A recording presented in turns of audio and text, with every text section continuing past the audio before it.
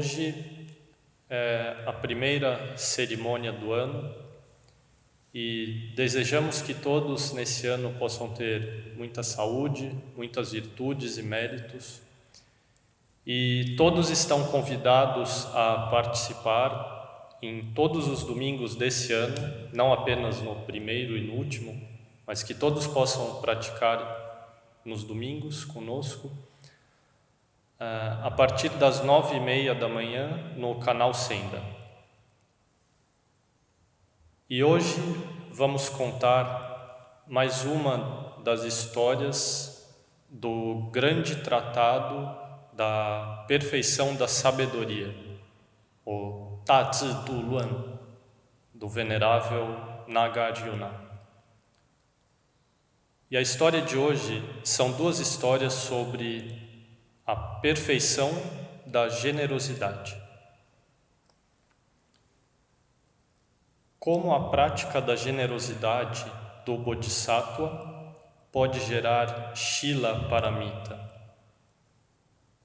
O Bodhisattva reflete: os seres se tornam pobres e destituídos em vidas posteriores por não praticarem a doação.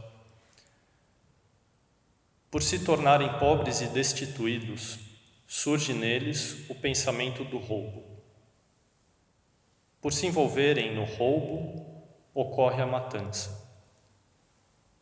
Por ser pobre e destituída, uma pessoa tem uma deficiência de aparência, lhe falta beleza.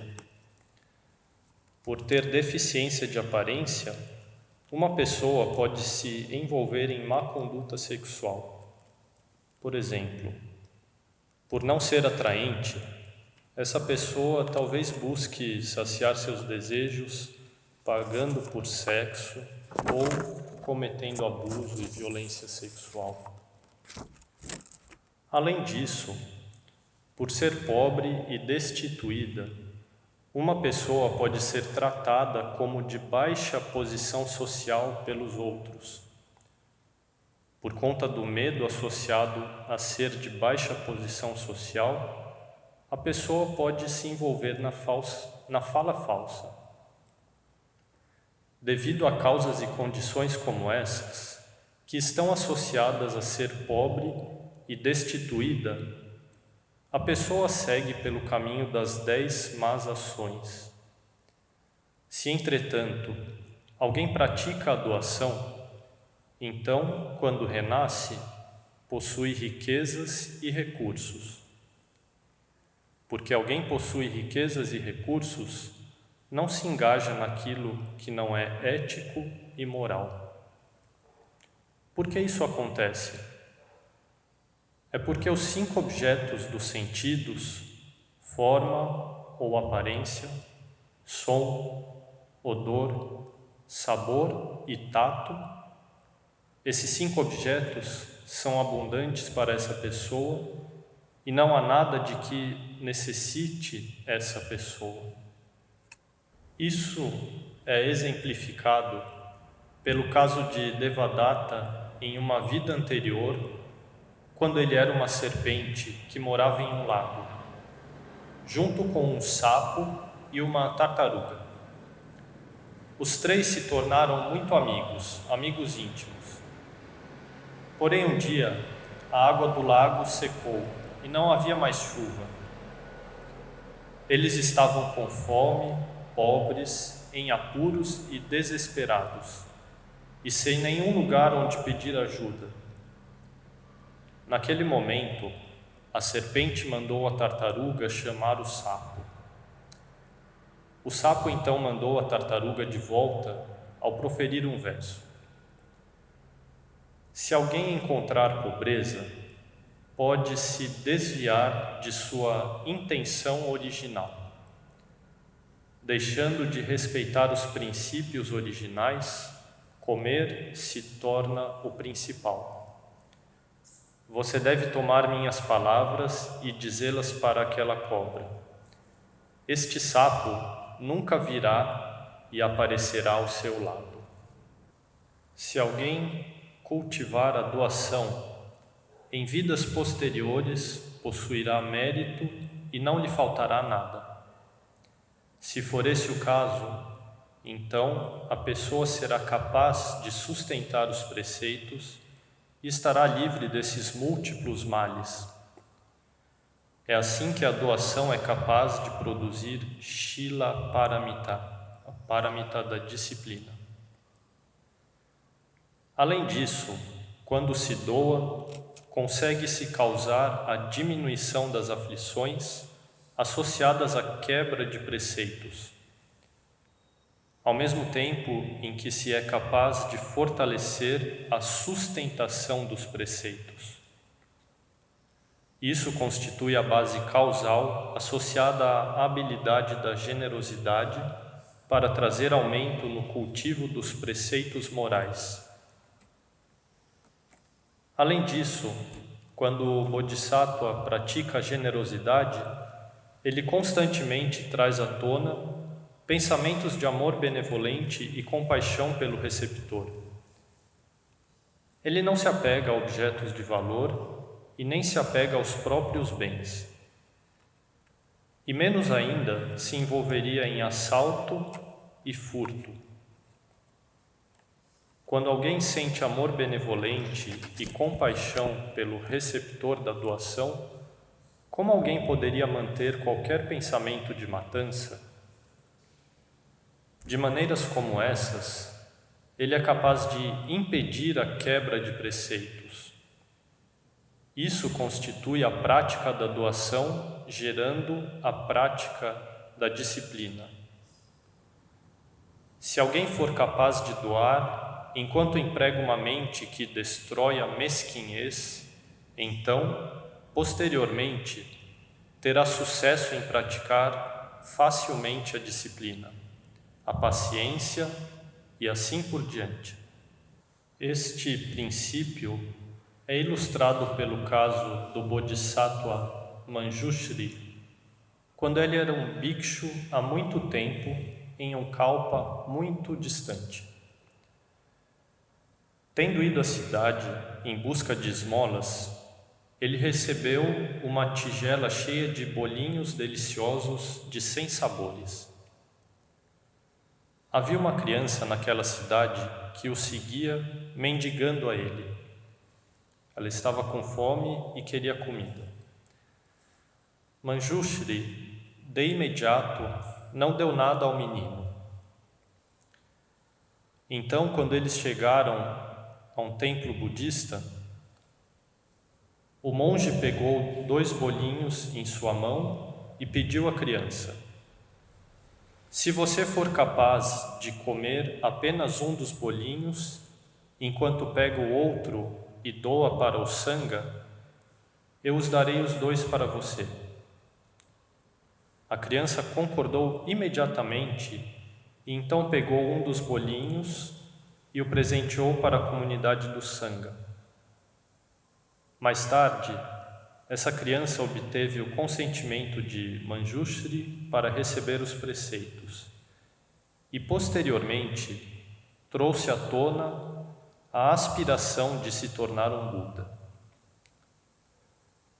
Desta forma, a prática da generosidade é capaz de fazer com que alguém receba os preceitos e gere a aspiração de se tornar um Buda. Isso ilustra como a prática de doar gera Shila Paramita.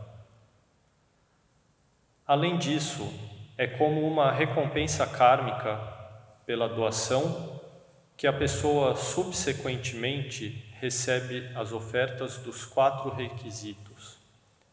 Vive em um bom país, encontra bons mestres espirituais e não há nada de que lhe falte. Portanto, uma pessoa é capaz de respeitar os preceitos morais. Além disso, é como uma recompensa kármica pela doação que a mente se torna bem regulada e flexível. Porque a mente se torna bem regulada e flexível, ela é capaz de observar os preceitos.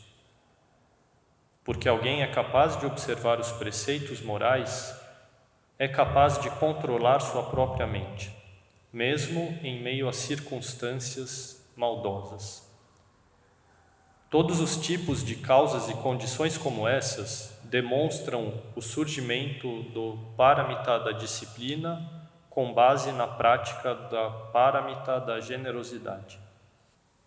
Essas foram as duas histórias que contamos hoje, sobre a serpente, a tartaruga e o sapo, e a segunda história é Manjushri ensina uma criança pedinte. Pontos a ponderar. Primeiro, o Bodhisattva sabe que os seres sencientes são pobres na vida atual devido a não terem praticado a generosidade nas vidas passadas. Porque alguém é pobre, então não é fácil para essa pessoa manter os preceitos e é fácil cometer más ações.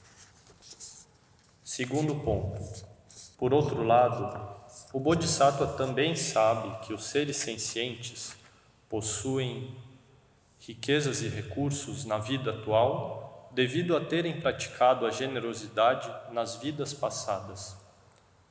Porque alguém é provido de riquezas e recursos, então é fácil para essa pessoa manter os preceitos e não é fácil cometer más ações. Esses dois casos citados demonstram uma relação direta de causa e efeito. Ser generoso traz riquezas e recursos, e não ser generoso, ser mesquinho, traz pobreza. No tempo do Buda, na sociedade agrícola, esses dois casos são compreensíveis. Porém, quando observamos nossa sociedade atual, parece que há outros dois casos que podem ser colocados em discussão. Há pessoas que são pobres, mas conseguem manter os preceitos e não são afetadas pelas dificuldades do seu ambiente. Como é possível? Tais pessoas geralmente têm bons pais que os educaram com ética, ou tiveram bons amigos ou conselheiros ao seu redor, para indicar o que é certo e o que é errado. E além disso, há pessoas que possuem riquezas e recursos, mas não querem manter preceitos. Eles podem matar, roubar, cometer traição e mentir, e não se importam com isso. E com frequência utilizam o poder dos recursos e influência para oprimir e machucar os outros. Esse foi o terceiro ponto. E o quarto ponto: como é possível que o Bodhisattva consiga doar e manter os preceitos vida após vida? O Bodhisattva trata os seres sencientes com amor benevolente e compaixão. Por isso, ser generoso com os seres é muito normal e algo natural. Ademais, o Bodhisattva aplica a sabedoria para derrotar o apego ao eu e ao meu. Por isso, ele não considera os recursos e riquezas como próprios, senão como bens compartilhados por todos os seres. O quinto ponto. O Bodhisattva Manjushri, com sabedoria e meio hábil, ensinou a criança pedinte e semeou nela o costume de doar e também a fazer oferenda ao Sangha. Vamos aprender com o Bodhisattva a sermos generosos e induzir a paramita da disciplina. Namo Pho